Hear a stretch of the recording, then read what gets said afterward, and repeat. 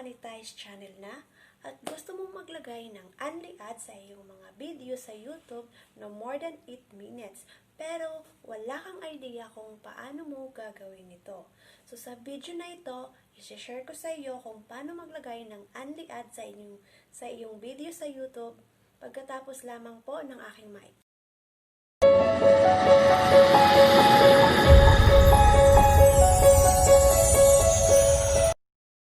So, ayun na nga guys, Grace and Channel nga po pala at welcome ulit sa aking YouTube channel. So, ayun, umpisahan na natin yung ating topic for this day, yung title ng ating video, kung paano maglagay ng unli ads sa ating YouTube video na more than 8 minutes. Let's get started! So, ayun, nandito na tayo sa ating laptop. Kung cellphone yung gamit mo, punta ka lang sa iyong Google Chrome, i-search mo yung YouTube at saka i-desktop site mo. Pagkatapos, punta ka sa iyong YouTube channel at i-click mo yung YouTube Studio. So ito, dito tayo mag-start. Laptop yung gagamitin natin. Ayun, buksan natin yung ating YouTube.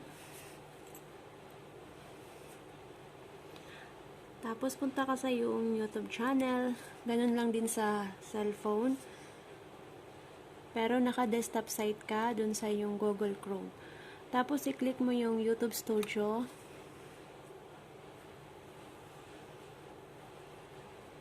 Ayun, maklaro ba? Sunod, dito ka sa tatlong guhit sa gilid. Nandito, oh. Ito. Itong guhit sa gilid. Click mo siya. So, ayun, lalabas na yung buong sa dashboard mo. I-click mo tong content o videos. Mga videos mo, i-click mo siya.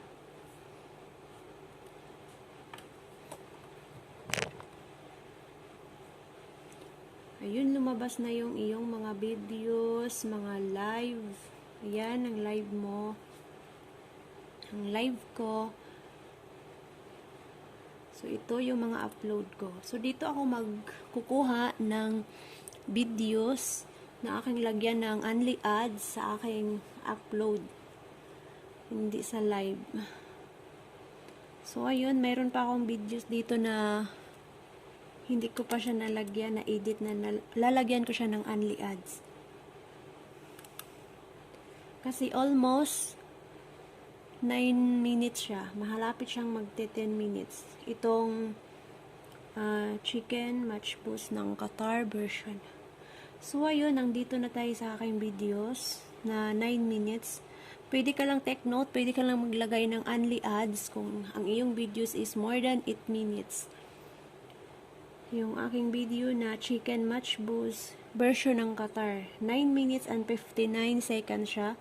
So, i-click mo lang tong lapis. So, ayun, lumabas na siya. Na-click na yung lapis. Pagkatapos, i-click yung lapis, itong sign ng dollar. Click mo siya. So, ganun lang guys. Kung cellphone din yung gamit, basta sa Google Chrome lang kayo, pwede nyo magawa ito.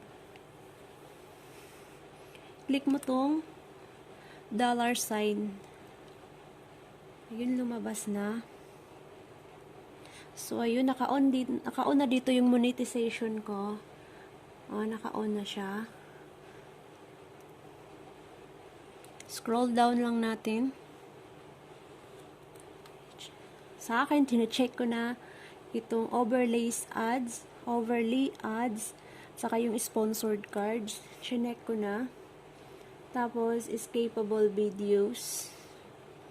Saka, non-escapable videos. Binuhos ko na lahat. Ayun. So, ngayon, dahil ito ay 9 minutes and 59 seconds, pwede tayong maglagay ng ads sa gitna. So, ito yung gagawin natin. I-check natin tong location of videos ads before video pre-roll. So, i-check natin siya.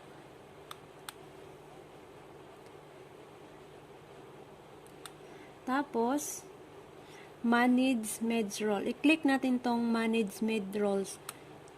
Click mo yan siya. Ayun, napunta na tayo sa ating videos. Ito na yung video. Ayan na. So, pwede tayo maglagay ng i-delete ko muna tong yung mayroon na siyang nakalagay dyan na mga ads para ikaw ang mismo ang mag-i-edit. Pwede mo siyang i-delete. Ayun. Para ikaw mismo ang mag-edit ng iyong ads kasi ito ay 9 minutes, more than 9 minutes na videos mo. So, ayun, dito tayo mag-start sa gitna, sa unahan. Ayun, pagkatapos mag-click dyan, i-click mo tong ad break. Ayun, mayroon na siya. Bago mag-start yung videos, mayroon ng ad. So, itakbo lang natin dito.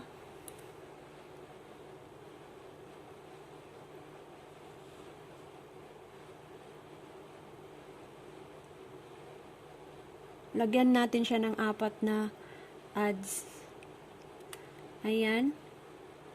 Diyan bandang huli, bandang gitna. Pagkatapos mong i-click dyan, pumunta ka dito sa ad break para ano siya. Ayun. Pangalawang ads. Yun.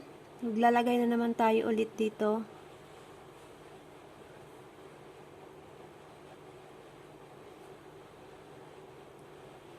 Parang pwede itong magiging 5. Ayun. Pagkatapos dyan, huwag kalimutang ipindutin yung ad break. Pagkatapos na naman, dito na naman ulit.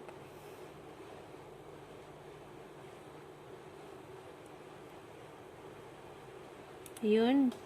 Dyan banda. Tapos, pindutin ulit ang ad break. Ayun, sa last part ng ating videos.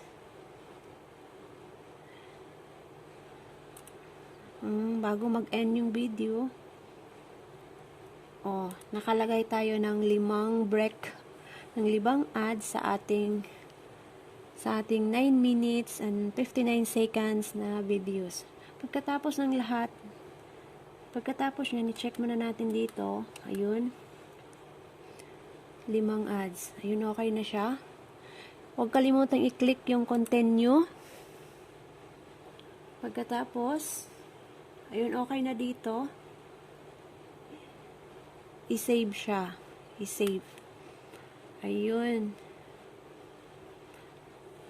Yun siya, guys. Okay na yun siya. So, mayroon na tayo, nakalagay tayo ng UNLI ad sa ating isang video. So, ayun lang po ang masishare ko sa inyo. Balik tayo at i-check natin mamaya yung ating videos na lilagyan natin ng UNLI ads.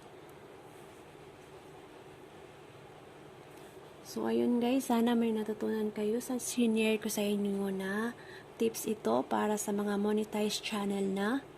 So, ayun lang, ganun lang ang step para sa paglagay ng UNLI ads sa ating mga 8 minutes more than na videos. So, yun na nga guys. Sana may natutunan kayo sa akin na share sa inyo na tips kung paano maglagay ng UNLI ads sa inyong mga YouTube video na more than 8 minutes. So, don't forget to like, share, and subscribe guys sa aking YouTube channel. This is Grayson and bye-bye. God bless everyone. Love, love, love. Spread the love.